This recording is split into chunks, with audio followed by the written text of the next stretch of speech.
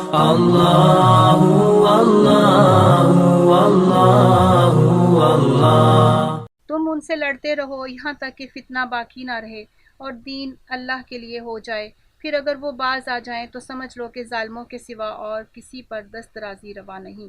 ماہ حرام کا بدلہ ماہ حرام ہی ہے اور تمام حرمتوں کا لحاظ برابری کے ساتھ ہوگا، لہٰذا جو تم پر دست درازی کرے تم بھی اسی طرح اس پر دست درازی کرو، البتہ اللہ سے ڈرتے رہو اور یہ جان رکھو کہ اللہ انہی لوگوں کے ساتھ ہے جو اس کی حدود توڑنے سے پرہیز کرتے ہیں۔ اللہ کی راہ میں خرچ کرو اور اپنے ہاتھوں اپنے آپ کو ہلاکت میں نہ ڈالو، احسان کا طریقہ اختیار کرو کہ اللہ محسنوں کو پسند کرتا ہے۔ اللہ کی خوشنودی کے لیے جب حج اور عمرے کی نیت کرو تو اسے پورا کرو، اور اگر کہیں گھر جاؤ تو جو قربانی میسر آئے اللہ کی جناب میں پیش کرو، اور اپنے سر نہ مونڈو جب تک کہ قربانی اپنی جگہ نہ پہنچ جائے، مگر جو شخص مریض ہو یا جس کے سر میں کوئی تکلیف ہو اور اس بنا پر اپنا سر منڈوا لے تو اسے چاہیے کہ فدیے کے طور پر روزے رکھے یا صدقہ دے یا قربانی کرے۔ پھر اگر تمہیں امن نصیب ہو جائے اور تم حج سے پہلے مکے پہنچ جاؤ تو جو شخص تم میں سے حج کا زمانہ آنے تک عمرے کا فائدہ اٹھائے وہ حسب مقدور قربانی دے، اور اگر قربانی میسر نہ ہو تو 3 روزے حج کے زمانے میں اور 7 گھر پہنچ کر، اس طرح پورے 10 روزے رکھ لے۔ یہ رعایت ان لوگوں کے لیے ہے جن کے گھر مسجد حرام کے قریب نہ ہوں۔ اللہ کے ان احکام کی خلاف ورزی سے بچو اور خوب جان لو کہ اللہ سخت سزا دینے والا ہے۔ حج کے مہینے سب کو معلوم ہیں۔ جو شخص ان مقرر مہینوں میں حج کی نیت کرے اسے خبردار رہنا چاہیے کہ حج کے دوران میں اس سے کوئی شہوانی فعل، کوئی بد عملی، کوئی لڑائی جھگڑے کی بات سرزد نہ ہو، اور جو نیک کام تم کرو گے وہ اللہ کے علم میں ہوگا۔ سفر حج کے لیے زاد راہ ساتھ لے جاؤ، اور سب سے بہتر زاد راہ پرہیزگاری ہے، پس اے ہوش مندو میری نافرمانی سے پرہیز کرو۔ اور اگر حج کے ساتھ ساتھ تم اپنے رب کا فضل بھی تلاش کرتے جاؤ تو اس میں کوئی مذائقہ نہیں۔ پھر جب عرفات سے چلو تو مشعر حرام یعنی مزدلفہ کے پاس ٹھہر کر اللہ کو یاد کرو، اور اس طرح یاد کرو جس کی ہدایت اس نے تمہیں کی ہے، ورنہ اس سے پہلے تو تم لوگ بھٹکے ہوئے تھے۔ پھر جہاں سے اور سب لوگ پلٹتے ہیں وہیں سے تم بھی پلٹو اور اللہ سے معافی چاہو، یقیناً وہ معاف کرنے والا اور رحم فرمانے والا ہے۔ پھر جب اپنے حج کے ارکان ادا کر چکو تو جس طرح پہلے اپنے آباء و اجداد کا ذکر کرتے تھے اس طرح اب اللہ کا ذکر کرو، بلکہ اس سے بھی بڑھ کر۔ مگر اللہ کو یاد کرنے والے لوگوں میں بھی بہت فرق ہے۔ ان میں سے کوئی تو ایسا ہے جو کہتا ہے اے ہمارے رب ہمیں دنیا ہی میں سب کچھ دے دے، ایسے شخص کے لیے آخرت میں کوئی حصہ نہیں، اور کوئی کہتا ہے کہ اے ہمارے رب ہمیں دنیا میں بھی بھلائی دے اور آخرت میں بھی بھلائی اور آگ کے عذاب سے ہمیں بچا۔ ایسے لوگ اپنی کمائی کے مطابق دونوں جگہ فائدہ پائیں گے، اور اللہ کو حساب چکاتے کچھ دیر نہیں لگتی۔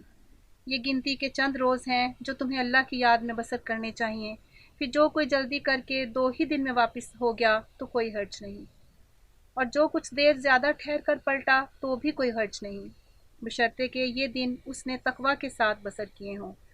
اللہ کی نافرمانی سے بچو اور خوب جان رکھو کہ ایک روز اس کے حضور میں تمہاری پیشی ہونے والی ہے۔ انسانوں میں کوئی تو ایسا ہے جس کی باتیں دنیا کی زندگی میں تمہیں بہت بھلی معلوم ہوتی ہیں اور اپنی نیک نیتی پر وہ بار بار خدا کو گواہ ٹھہراتا ہے، مگر حقیقت میں وہ بدترین دشمن حق ہوتا ہے۔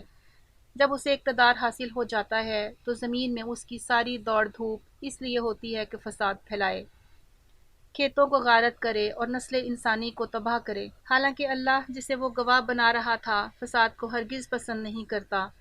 اور جب اس سے کہا جاتا ہے کہ اللہ سے ڈر، اپنے وقار کا خیال اس کو گناہ پر جما دیتا ہے۔ ایسے شخص کے لیے تو بس جہنم ہی کافی ہے اور وہ بہت برا ٹھکانہ ہے۔ دوسری طرف انسانوں ہی میں کوئی ایسا بھی ہے جو رضاء الہی کی طلب میں اپنی جان کھپا دیتا ہے، اور ایسے بندوں پر اللہ بہت مہربان ہے۔ اے ایمان والو تم پورے کے پورے اسلام میں آ جاؤ، اور شیطان کی پیروی نہ کرو کہ وہ تمہارا کھلا دشمن ہے۔ جو صاف صاف ہدایات تمہارے پاس آ چکی ہیں اگر ان کو پا لینے کے بعد پھر تم نے لغزش کھائی تو خوب جان رکھو کہ اللہ سب پر غالب اور حکیم و دانا ہے۔ ان ساری نصیحتوں اور ہدایتوں کے بعد بھی لوگ سیدھے نہ ہوں تو کیا اب وہ اس کے منتظر ہیں کہ اللہ بادلوں کا چتر لگائے، فرشتوں کے پر ساتھ لیے خود سامنے موجود ہو اور فیصلہ ہی کر ڈالا جائے؟ آخرکار سارے معاملات پیش تو اللہ ہی کے حضور ہونے والے ہیں۔ بنی اسرائیل سے پوچھو کیسی کھلی کھلی نشانیاں ہم نے انہیں دکھائی ہیں، اور پھر یہ بھی انہی سے پوچھ لو کہ اللہ کی نعمت پانے کے بعد جو قوم اس کو شقادت سے بدلتی ہے اسے اللہ کیسی سزا دیتا ہے۔ جن لوگوں نے کفر کی راہ اختیار کی ان کے لیے دنیا کی زندگی بڑی محبوب و دل پسند بنا دی گئی ہے۔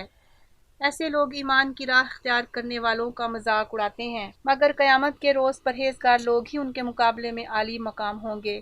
رہا دنیا کا رزق تو اللہ کو اختیار ہے، جسے چاہے بے حساب دے۔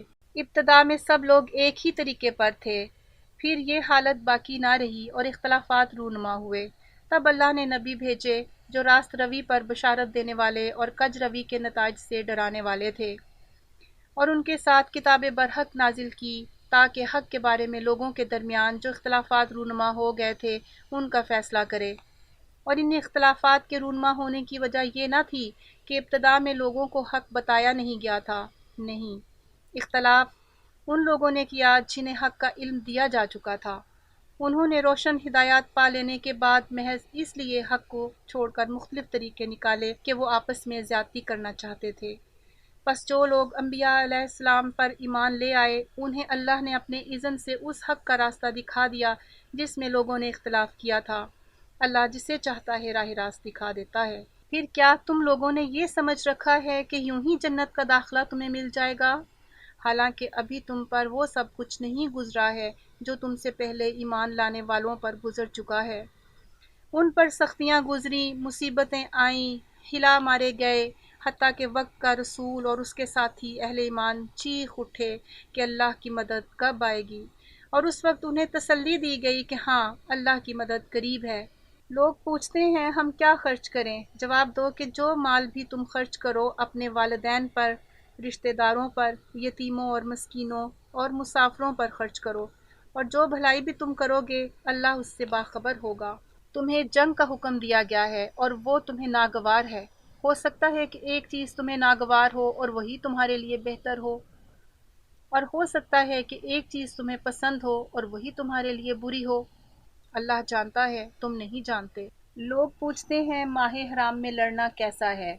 کہو اس میں لڑنا بہت برا ہے، مگر راہ خدا سے لوگوں کو روکنا اور اللہ سے کفر کرنا اور مسجد حرام کا راستہ خدا پرستوں پر بند کرنا اور حرم کے رہنے والوں کو وہاں سے نکالنا اللہ کے نزدیک اس سے بھی زیادہ برا ہے، اور فتنہ خون ریزی سے شدید تر ہے۔ وہ تو تم سے لڑے ہی جائیں گے، حتیٰ کہ اگر ان کا بس چلے تو تمہارے دین سے تم کو پھیر لے جائیں، اور یہ خوب سمجھ لو کہ تم میں سے جو کوئی اپنے دین سے پھرے گا اور کفر کی حالت میں جان دے گا اس کے اعمال دنیا اور آخرت دونوں میں ضائع ہو جائیں گے۔ ایسے سب لوگ جہنمی ہیں اور ہمیشہ جہنم ہی میں رہیں گے، برخلاف اس کے جو لوگ ایمان لائے ہیں اور جنہوں نے خدا کی راہ میں اپنا گھر بار چھوڑا اور جہاد کیا ہے، وہ رحمت الہی کے جائز امیدوار ہیں، اور اللہ ان کی لغزشوں کو معاف کرنے والا اور اپنی رحمت سے انہیں نوازنے والا ہے۔ پوچھتے ہیں شراب اور جوئے کا کیا حکم ہے؟ کہو ان دونوں چیزوں میں بڑی خرابی ہے، اگرچہ ان میں لوگوں کے لیے کچھ منافع بھی ہیں، مگر ان کا گناہ ان کے فائدے سے بہت زیادہ ہے۔ پوچھتے ہیں ہم راہ خدا میں کیا خرچ کریں؟ کہو جو کچھ تمہاری ضروریات سے زیادہ ہو۔ اس طرح اللہ تمہارے لیے صاف صاف احکام بیان کرتا ہے، شاید کہ تم دنیا اور آخرت دونوں کی فکر کرو۔ پوچھتے ہیں یتیموں کے ساتھ کیا معاملہ کیا جائے؟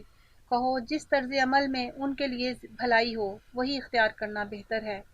اگر تم اپنا اور ان کا خرچ اور رہنا سہنا مشترک رکھو تو اس میں کوئی مذائقہ نہیں، اگر وہ تمہارے بھائی بند ہی تو ہیں۔ برائی کرنے والے اور بھلائی کرنے والے دونوں کا حال اللہ پر روشن ہے۔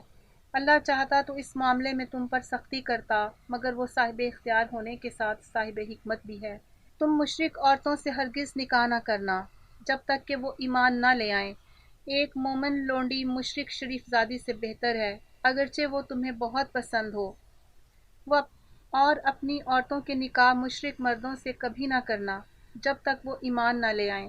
ایک مومن غلام مشرک شریف سے بہتر ہے، اگرچہ وہ تمہیں بہت پسند ہو۔ یہ لوگ تمہیں آگ کی طرف بلاتے ہیں اور اللہ اپنے اذن سے تم کو جنت اور مغفرت کی طرف بلاتا ہے، اور وہ اپنے احکام واضح طور پر لوگوں کے سامنے بیان کرتا ہے۔ توقع ہے کہ وہ سبق لیں گے اور نصیحت قبول کریں گے۔ پوچھتے ہیں حیض کا کیا حکم ہے؟ کہو وہ ایک گندگی کی حالت ہے، اس میں عورتوں سے الگ رہو اور ان کے قریب نہ جاؤ جب تک کہ وہ پاک صاف نہ ہو جائیں، پھر جب وہ پاک ہو جائیں تو ان کے پاس جاؤ اس طرح جیسا کہ اللہ نے تم کو حکم دیا ہے۔ اللہ ان لوگوں کو پسند کرتا ہے جو بدی سے باز رہیں اور پاکیزگی اختیار کریں۔